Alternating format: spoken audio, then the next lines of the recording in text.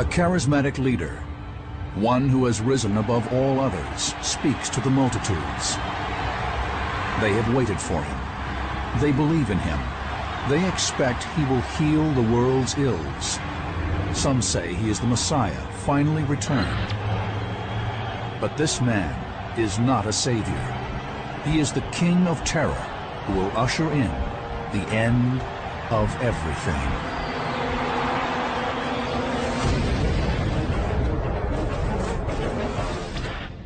For thousands of years, prophets around the world have predicted the end of days. More than one suggests the apocalypse is fast approaching. We call this theoretical convergence between doomsday prophecies and today's events the Nostradamus effect.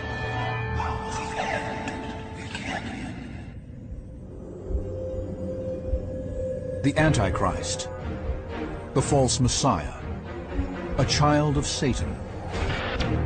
The word Antichrist first appears in the New Testament. In this ancient text, there is a prophecy that states the Antichrist, the beast, will come to seduce mankind. Instead, believers say he will usher in the end of days, Armageddon.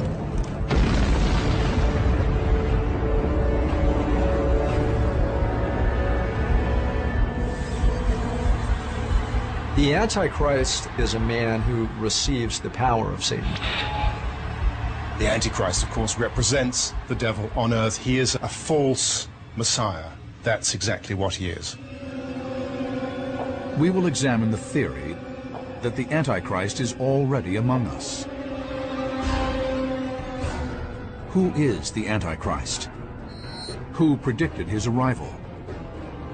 If prophecies are to be believed, do they connect to more than one warning about such a figure? And are they linked to events in our own time, in a web of convergence?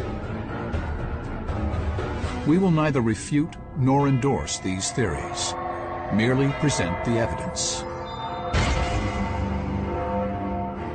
The word Antichrist has its origins in religion, combining the Greek anti, instead of or in place of, with Christ or Christos, the anointed. What it refers to is a period in the early church when various groups were starting to split off, each of them understanding Christ's teachings in their own unique way, and each of them denouncing all the others as heretical. So from the point of view of any one of these groups, everybody else was an antichrist. Other religions have their own malevolent figures, but only the religions in the Judaic tradition have an Antichrist. The term Antichrist is literally only alluded to really in Islam besides Judaism and Christianity. And they have their imposter Messiah. And he will come on the scene in the last days, much like the Antichrist in the Bible will come on the scene in the last days. In Islam, he is called Masih ad-Dajjal, or the impostor.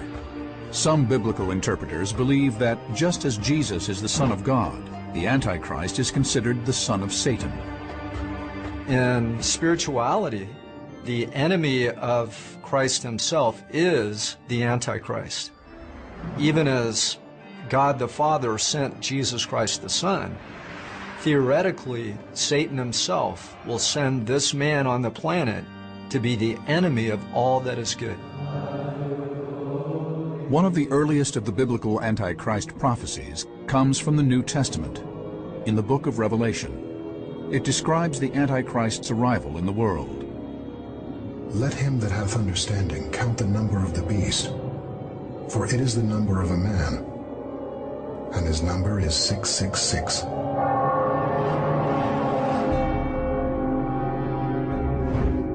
How is this ancient prophecy entwined with other later prophecies about the Antichrist? Prophecies that may be an example of the Nostradamus effect. For some, the key may lie with Nostradamus himself.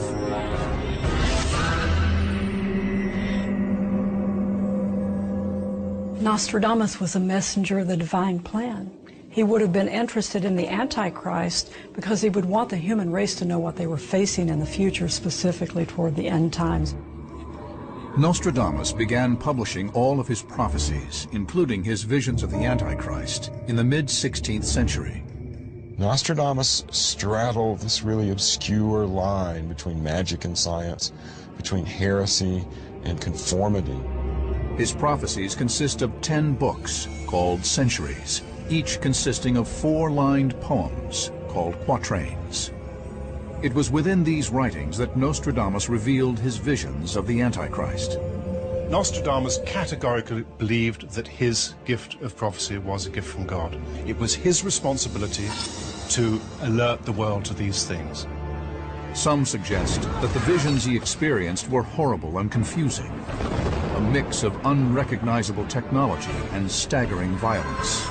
Try to imagine what it would be like if you had an ability to open a window to 500 years ahead into the future, and you saw fantastic things that went against everything you believed. What would you do with that? He attempted to describe them in his writings. One who the infernal gods of Hannibal will cause to be reborn, terror to all mankind. Nostradamus dedicated a number of quatrains to Antichrist prophecy. Followers of his quatrains confirmed that Nostradamus did not see just one Antichrist. He saw 3 Antichrists, each appearing in his own time, each worse than the last. Nostradamus is unique in the history of prophecy. All other traditions, East and West, have one Antichrist, but he has 3. Experts say Nostradamus wrote of 2 Antichrists that have since come and gone, leaving unparalleled destruction and bloodshed in their wake. Many insist that the final part of this prophecy has yet to come true. They suggest that the 3rd false prophet may be destined to wreak havoc in our own time, and that he may be among us right now. Some believe that the key to unlocking the mystery of the 3rd Antichrist may be found in the identities of the first 2, and that clues revealing who they are could be found in Nostradamus's quatrains. An emperor will be born near Italy. He will cost his empire very dearly. In this quatrain, it is suggested that Nostradamus prophesied the first Antichrist. Nostradamus predicts this destructive leader will come from southern Europe to plague his own people. Napoleon was born near Italy.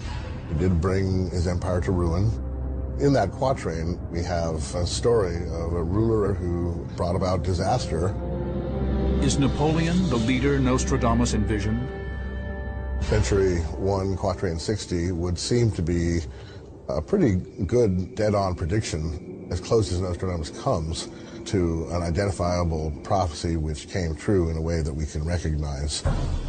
The second Antichrist is even worse.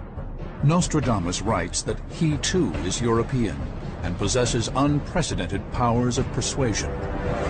From the very depths of the west of Europe, a young child will be born of poor people. He who by his tongue will seduce a great troop.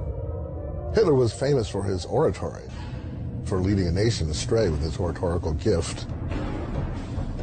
Once again, Nostradamus's prophecy seems to converge with an actual historical figure, one born centuries later, a man who very nearly conquered the world.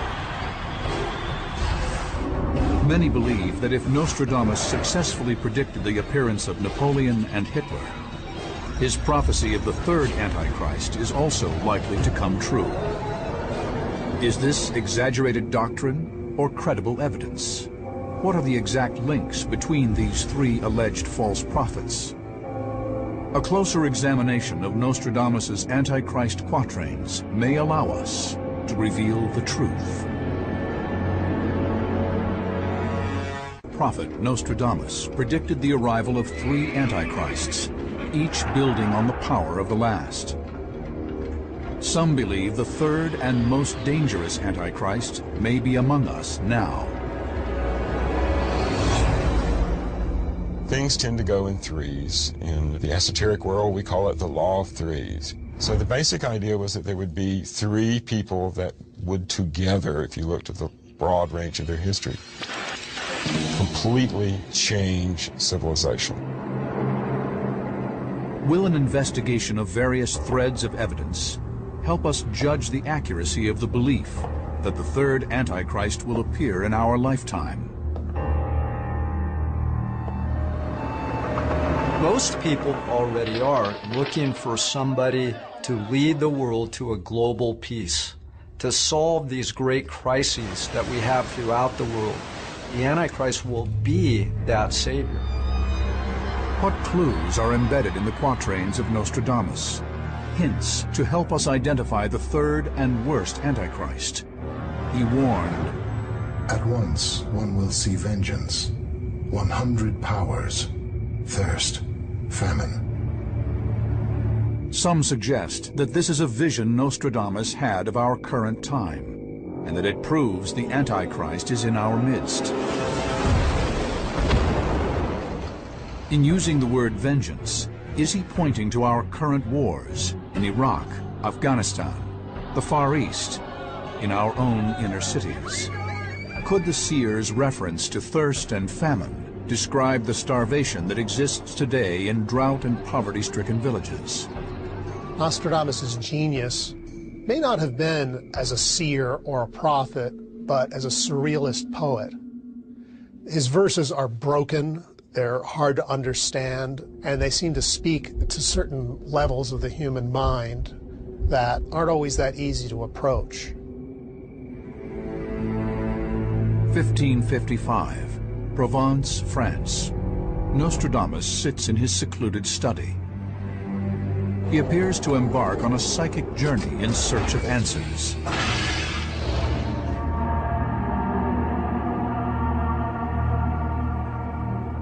He hears a voice at a certain point, and suddenly there's a shaking through his robes, and then a terror followed by a divine splendor, and then he hears the God speak.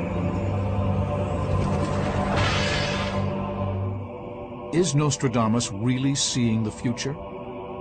Evidence suggests Nostradamus identified the first Antichrist in one especially cryptic quatrain. Awe, nay, Oleron, will be more of fire than blood. Many believe this is Nostradamus's first Antichrist prophecy. He wrote it in 1555. Paul, Ney, Oleron are three towns in southwest France. The fact that the first three words are in bold font, uppercase. It's like, nudge, nudge, nudge, I'm saying something here that you should look a second time at. For those who see prophecy in his work, Nostradamus is trying in this quatrain to reveal the identity of the first Antichrist by placing him in France. When you rearrange the letters of these three small towns, they spell out Napoleon Roy, Napoleon the King. The Y spelled R-O-Y in the Old French for R-O-I. Napoleon Bonaparte, one of history's most notorious tyrants. Is this quatrain proof that the Emperor of France was the first Antichrist prophesied? Did Nostradamus see Napoleon's arrival on the world stage 233 years before he came to power? An emperor will be born near Italy. He will cost his empire very dearly. Born in Corsica, about 30 miles from Italy, Napoleon proclaimed himself Emperor of France in 1799. He presented himself as a champion and savior of his people. Historians see Napoleon as a hero, a savior of France, during a time that France was economically suppressed, during a time when France needed a savior. He came as a false messiah, one who dominated the entire population and even crowned himself. People that follow him create evil. In other words, he influences people. According to Nostradamus, the ability to appear as a savior and seduce entire populations is characteristic of the Antichrist. But for interpreters of the prophecies, additional clues point to Napoleon as the first Antichrist, including Nostradamus's veiled warning to a Catholic pope of approaching danger. Roman pontiff, beware of approaching, out of the city which the two rivers water. In that place you will come to spit your blood. In fact, Napoleon held Pope Pius VI prisoner in the town of Valence, where he later died vomiting blood in the month of August. Valence can be found at the confluence of two rivers. Followers of the famed seer say even Napoleon's contemporaries saw the likeness of the emperor in the writings of Nostradamus. Various prophecies in Nostradamus's verses were even applied to him in Napoleon's own time. One, for example, bearing a name which no French king passed on to him.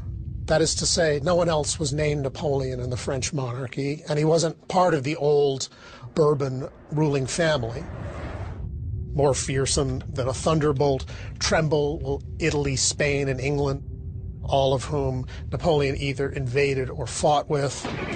So this kind of prophecy has been very easily applied to Napoleon. But it is believed that perhaps the level of havoc and bloodshed committed in Napoleon's name has most aptly branded him Antichrist. Nostradamus seems clear that the supposed first Antichrist, too, will be soaked in blood. That he is less a prince than a butcher.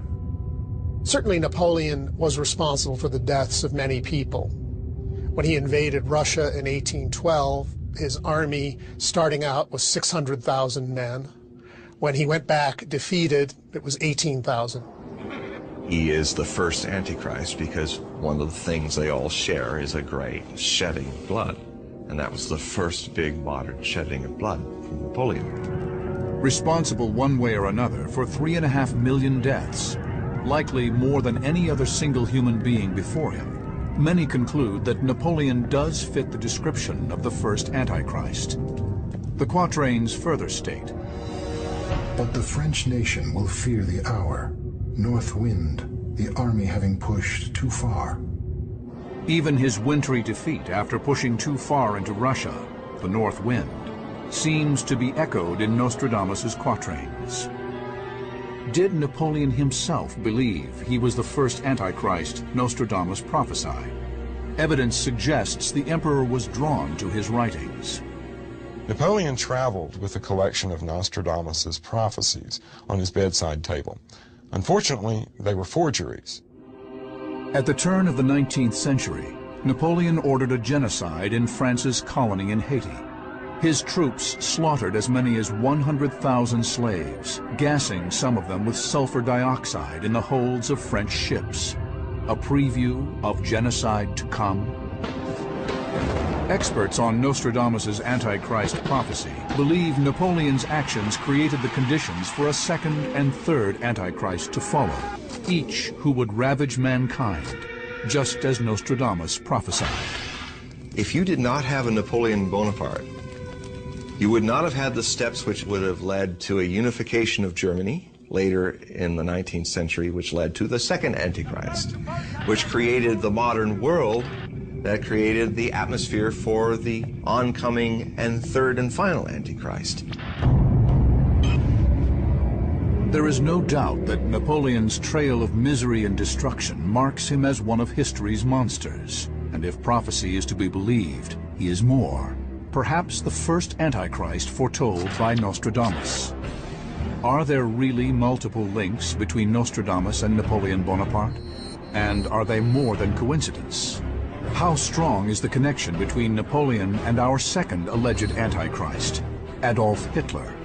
Is it possible that these connections will lead us to identify the third Antichrist?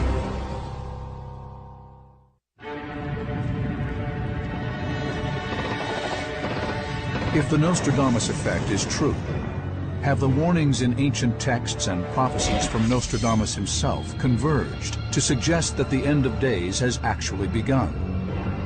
What, if any, would be the signs of Armageddon? I will take the Israelites out of the nations where they have gone. I will gather them from all around and bring them back into their own land. God said throughout the Old Testament that in the last days, I will draw my people from the four corners of the earth back to the land of their forefathers, Palestine. That literally opened the curtain for the Antichrist to come on the scene. We are examining whether an Antichrist of biblical proportions has arrived to accelerate the chaos and destruction witnessed in the modern world. The quatrains of Nostradamus suggest that this Antichrist will be the last of 3 false messiahs. His arrival will be immediately preceded by a second evil, one who creates the conditions for the last of Nostradamus's Antichrists to destroy the world. For centuries, followers of Nostradamus have examined his quatrains for clues to the identity of the second Antichrist. From the very depths of the west of Europe, Nostradamus feared that the second Antichrist would be many times more brutal than the first. Nostradamus is telling us that something is coming upon the earth that we are not used to, that he has described, if you like, in the first 2 Antichrists. They weren't simply national monsters, they were supranational monsters. They had enormous worldwide influence. And I think that that's what he's implying here. His prophecies about the second Antichrist are among his most persistent and specific. Many agree they point directly at history's most notorious madman. he who by his tongue will seduce a great troop. Nostradamus first mentions the second Antichrist in this chilling quatrain, which dooms Europe to another round of terror and destruction. And there is just such a man, from the exact location prophesied by Nostradamus, Adolf Hitler. Liberty will not be regained. It will be occupied by a black, proud, villainous, and unjust man. When the matter of the pontiff is opened, the Republic of Venice will be vexed by Dister.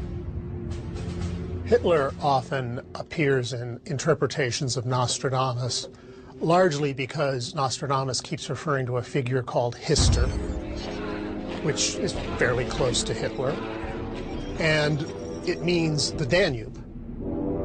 Here, Nostradamus's prophecy seems precisely on target. Hitler was born in Austria, and Austria's main river is the Danube. It didn't take people long in Hitler's time to start applying them to him. Moreover, Magda Goebbels, who was the wife of Hitler's propaganda minister, Joseph Goebbels, who was interested in the occult, came across these things and said, wow, this must be about Hitler. She wasn't alone. Others made this same connection.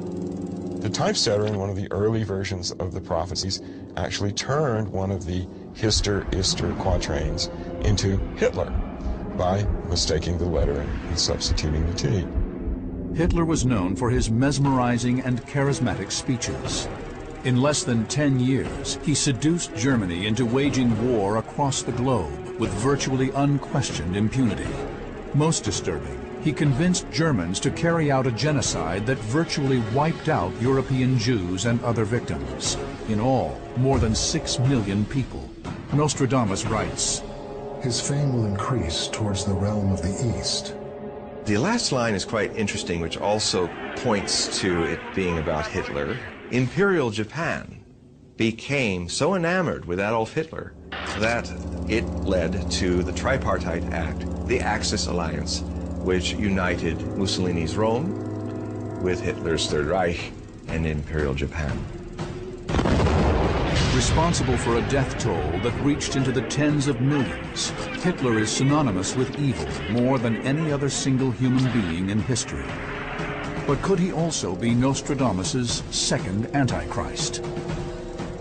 The way to understand why Hitler is the second Antichrist is, again, the steps that the first Antichrist initiates Napoleon by creating the modern world through the Napoleonic Wars that created the unification of Germany, the Second Reich, which led to the creation of the Third Reich of Adolf Hitler. That's the link between the first and the second. It is suggested that, like Napoleon before him, Hitler may have been aware of his own destiny as an Antichrist, as revealed in the quatrains of Nostradamus. Hitler was part of an esoteric and occult underworld before the First World War that was fascinated by Nostradamus and his prophecies. By 1939, Hitler was self-identifying with the idea of being the second Antichrist. Since this was such a large conflict, since this was another one of Nostradamus' very meaningful time periods, then this must be the second of his three Antichrists. They also believe Hitler perhaps saw Napoleon as his Antichrist predecessor. He revered Napoleon, and soon after the fall of France in 1940, visited the French dictator's tomb. And even more verses seem to link Hitler to Nostradamus' second Antichrist. He seems to hint at Hitler's downfall. Beast ferocious with hunger will cross the rivers. The greater part of the battlefield will be against Hister. If you were in the 16th century and you had to describe an automobile or a tank or a floating attack boat, you might call it a beast that roared with its thundering engines, that breathed like a dragon, that come across the great rivers. Beast ferocious with hunger. He's trying to look at fantastic technology that he's never seen before. Into a cage of iron will the Great One be drawn, when the child of Germany observes nothing. And the cage of iron, is this Hitler's bunker? The bunker that Hitler retreated to toward the end of this reign. If an emissary of future visions gave you a great trench dug in Berlin that had all this amazing iron rebar work for a huge bunker that was under construction, wouldn't it be said that you put that man underground into this great cage, which became the Führer bunker? It was in this bunker that Hitler, on the verge of losing the war he himself initiated, committed suicide. Some see Hitler's sociopathic lack of conscience as further proof that he is Nostradamus' second Antichrist. If Christ embodies pure compassion, Hitler is his exact opposite. I am haunted by a quote that Hitler gave very honestly about his ability to find the right way and make the right decision. I follow my path with the complete confidence and certainty of a sleepwalker. To be asleep is the ultimate unconsciousness, to literally be a somnambulist through life. Here's this very powerful, charismatic sleepwalker leading the whole world into an abyss. That, to me, is Antichrist.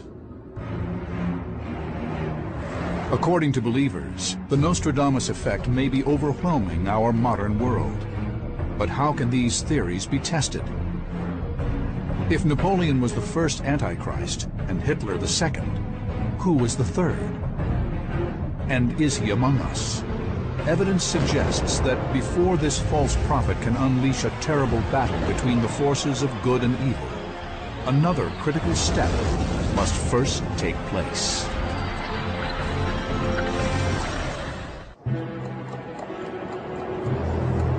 The prophecies of Nostradamus suggest that a third false Messiah, a new Antichrist, may arrive in our lifetime. Some believe his predictions are foreshadowed by the book of Revelation. This biblical text purports that a so-called Savior will set the conditions for Armageddon. From where do believers suspect this third Antichrist will emerge? Will it be in the turbulent Middle East, Iraq, Iran? Or might he appear from desperate regions within Africa?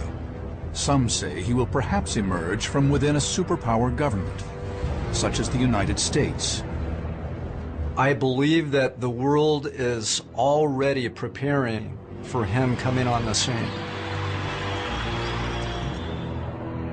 What clues in the quatrains of Nostradamus provide solid leads to identify the third Antichrist? The one he wanted to warn our time about was the third one, because he was the worst of all of them, because he would learn from the mistakes made by Hitler.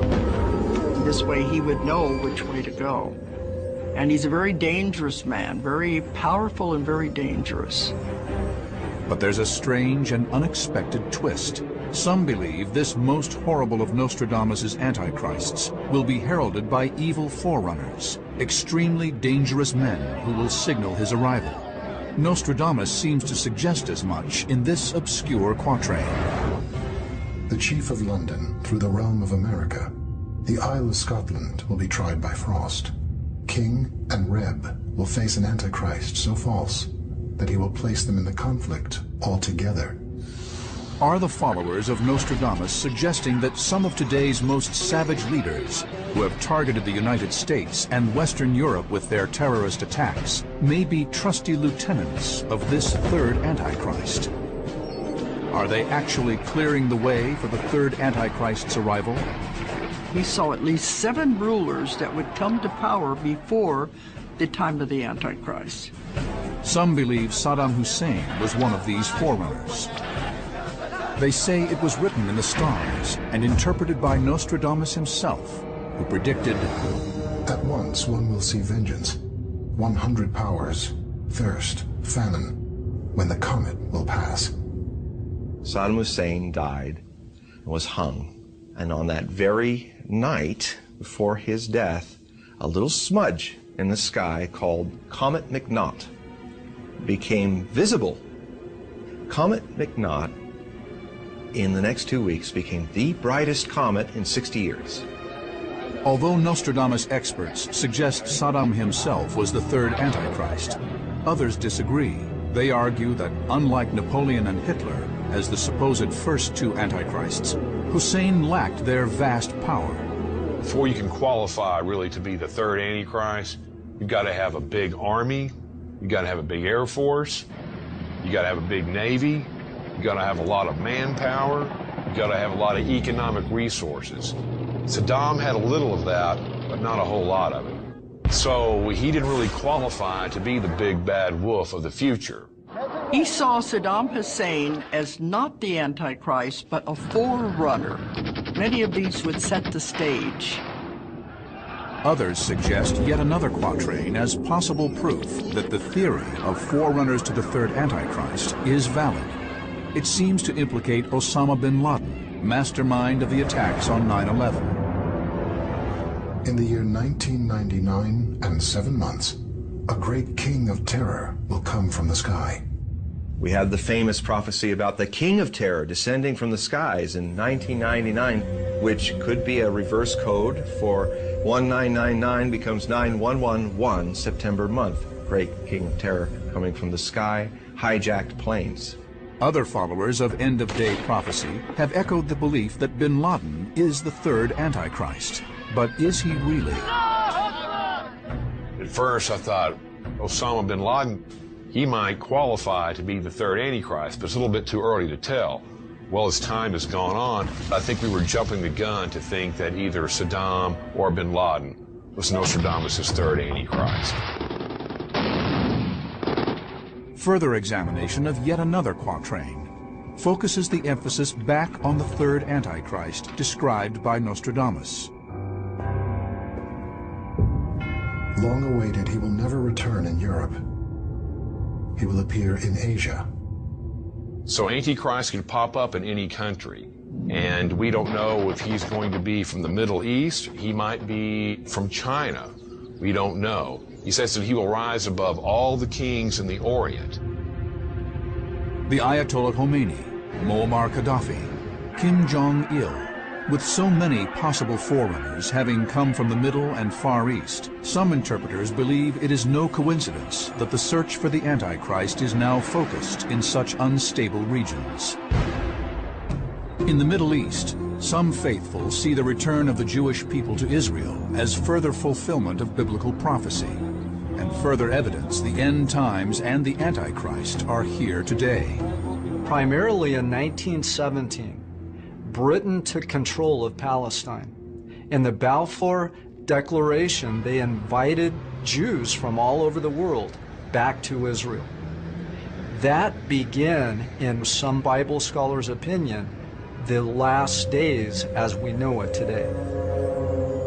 For other scholars, this hunt for the Antichrist conveniently pits one religion against another. It's so interesting that we as humans love to have an enemy. And throughout the ages, we have always wanted to focus either on a whole people group, on a society that we can have as our enemy. But what does Nostradamus say? If the evil forerunners to the third Antichrist have come and gone, what happens now?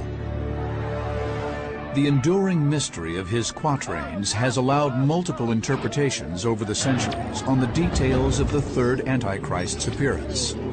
Who do his followers actually believe may be this third and final false savior? As I read through some of these time period predictions of Nostradamus, some of these shifts, is that he's presenting us with alternative future paths. If we make a choice in this decade, then it's going to result in these events further down the line.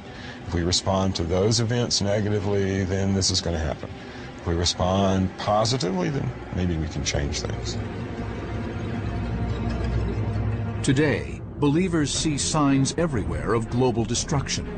To them, this may confirm that the third Antichrist is among us.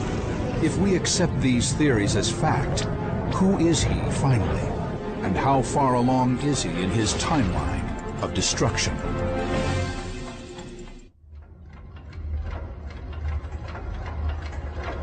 Is the clock ticking? Is doomsday fast approaching?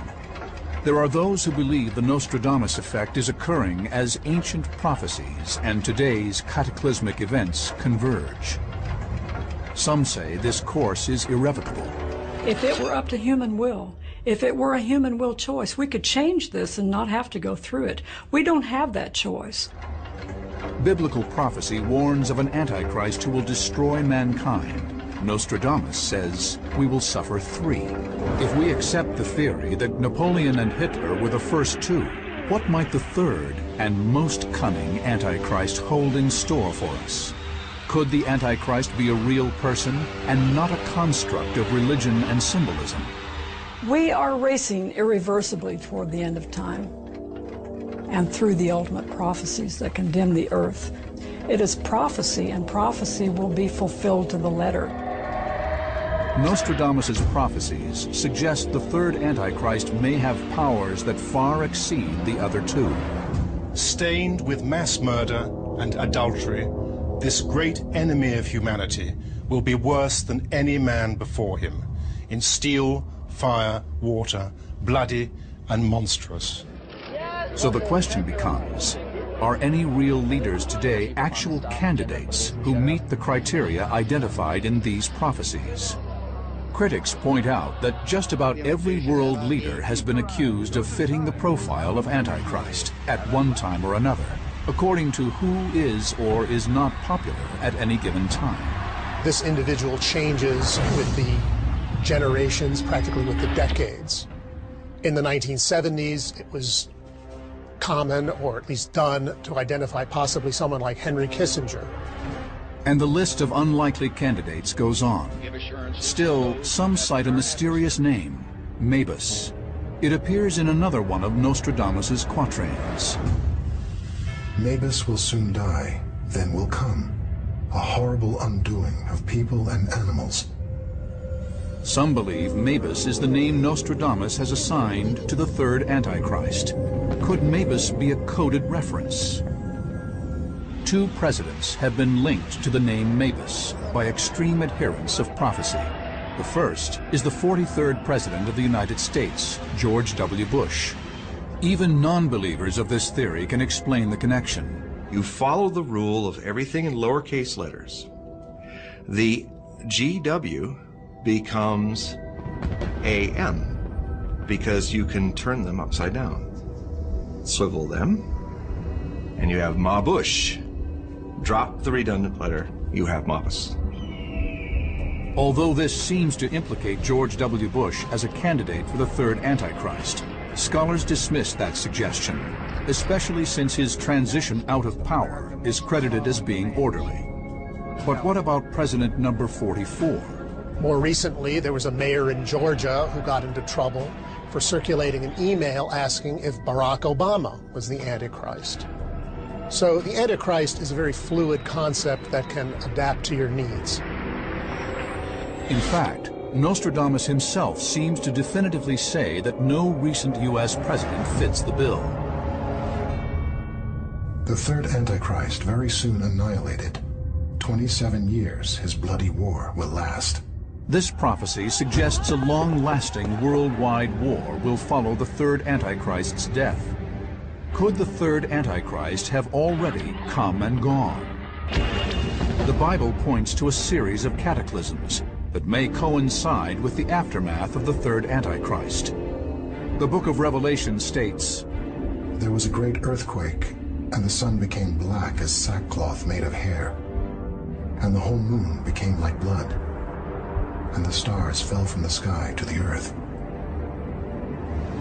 Many say the natural and unnatural disasters that now plague the earth indicate we are at a tipping point.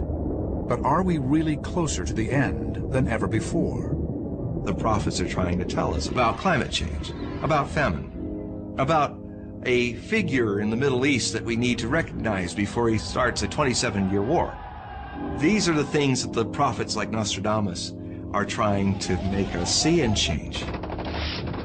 If we accept the theories by adherents of prophecy that we may be on the path to Armageddon, might we have time to influence those events? Are the multiple quatrains of Nostradamus hard evidence that the third Antichrist is among us? The final line, he talks about one of the ugliest visions that I've ever seen. The heretics dead, captives exiled, blood-soaked human bodies. Is he talking about hemorrhagic fever when he talks about blood-soaked human bodies, which is also something that certain biological agents do? And a reddened, icy hail covering the earth. Does he mean a red and icy hail from some kind of nuclear discharge that creates a modest nuclear winter? Little rain, warm wind, wars, incursions. The pestilences, those kinds of things are just getting closer together, and then they're escalating. A horrible undoing of people and animals. I think Nostradamus in his prophecies often shows a fascination and a horror. He uses the word horrible a lot in looking at the more negative possibilities of the future. It is fact that multiple crises worldwide have deepened. Nuclear weapons among rogue nations have increased tenfold. Economies around the world remain on the brink of collapse. The U.S. government prepares for another terrorist attack on American soil. More coincidence? For believers, these are not random events, but dire signs of the coming apocalypse. We're seeing the mass deterioration of our Earth and its environment. As that sea level starts to raise up and countries start to be flooded, that's when the mass panic is going to hit. It's going to come upon us so quick that people will be panicked. We're talking about complete universal destruction where nobody can help anybody. But others suggest the prophecies of Nostradamus have a decidedly different meaning and purpose. I think people need comfort. They want to know what's going to happen, especially at times of great unease, such as we're experiencing at the moment. And Nostradamus appears to offer some sort of certainty, in the sense that so many of his quatrains have been seen to be correct in retrospect. As the theory goes, the end fast approaches, the sands slip away, and the hands spin out of control. The third Antichrist wreaks havoc. Is this our future? Perhaps Nostradamus is warning us that people must pay attention and act. We've been here before. We're going through it now. We'll go through it in the future. But humanity will go on. But many interpreters say we won't, that it's only a question of when the third Antichrist will make his demonic entrance. If we accept the premise that the Bible and Nostradamus are warning us, what messages remain for us to decode? Or are we ultimately destined?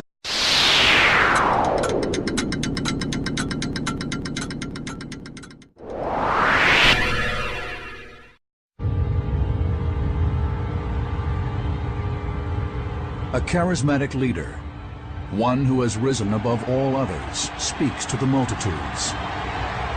They have waited for him. They believe in him. They expect he will heal the world's ills. Some say he is the Messiah, finally returned. But this man is not a savior. He is the King of Terror who will usher in the end of everything.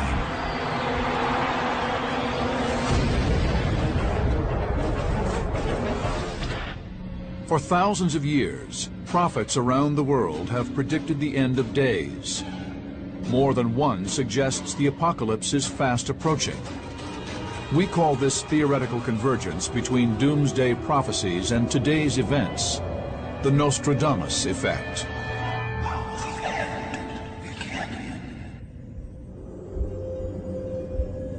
The Antichrist, the false Messiah, a child of Satan. The word Antichrist first appears in the New Testament. In this ancient text, there is a prophecy that states the Antichrist, the beast, will come to seduce mankind. Instead, believers say he will usher in the end of days, Armageddon.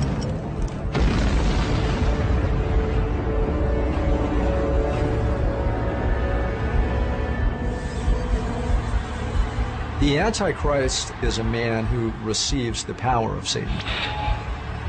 The Antichrist, of course, represents the devil on earth. He is a false Messiah.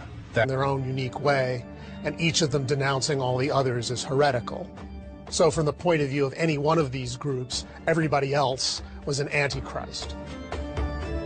Other religions have their own malevolent figures, but only the religions in the Judaic tradition have an Antichrist. The term Antichrist is literally only alluded to really in Islam, besides Judaism and Christianity. And they have their imposter Messiah. And he will come on the scene in the last days, much like the Antichrist in the Bible will come on the scene in the last days. In Islam, he is called Masih ad-Dajjal, or the impostor. Some biblical interpreters believe that just as Jesus is the Son of God, the Antichrist is considered the son of Satan. In spirituality, the enemy of Christ himself is the Antichrist. Even as God the Father sent Jesus Christ the Son, theoretically, Satan himself will send this man on the planet to be the enemy of all that is good. One of the earliest of the biblical Antichrist prophecies comes from the New Testament, in the book of Revelation. It describes the Antichrist's arrival in the world. Let him that hath understanding count the number of the beast, for it is the number of a man, and his number is 666.